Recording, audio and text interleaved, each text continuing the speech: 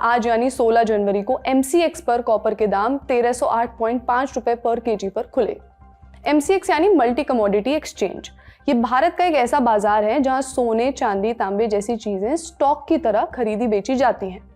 लेकिन यहाँ असली मेटल नहीं खरीदा बेचा जाता, ध्यान रखें, उसके भाव पर सौदे होते हैं। कोई फिजिकल डिलीवरी नहीं होती और जैसे स्टॉक मार्केट में आप चाहे तब शेयर्स अपने पास रख सकते हैं और बेच सकते हैं, MCX में ऐसा नहीं होता।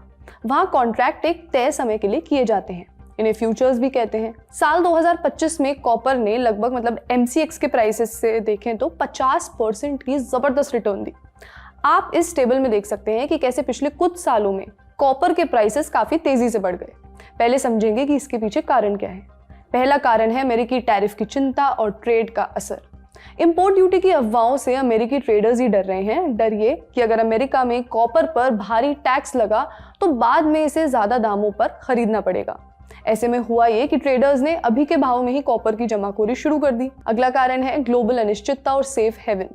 जब दुनिया भर की इकोनॉमीज अनिश्चितता से घिरी होती हैं, जैसे अमेरिका और चीन का स्ट्रेस, रूस यूक्रेन वॉर, मिडिल ईस्ट में अलग, साउथ अमेरिका में अलग, इन्वेस्टर चाहता है कि भाई सेफ हेवन ढूंढो। अगला है सप्लाई में रुकावटें और माइनिंग इश्यूज। कॉपर माइनिंग और प्रोडक्शन में दिक्कतें भी बड़ी वजह है दाम बढ़ने की। चिली, इंडोनेशिया जैसे बड़े देश जहां कॉपर प्रोड्यूस होता है, वहां भी बहुत दिक्कतें आई। माइनिंग में स्ट्राइक होना, बाढ़ आ जाना, ऑपरेशन रुक जाना, इन चीजों का सीधा असर सप्लाई पर पड़ता है।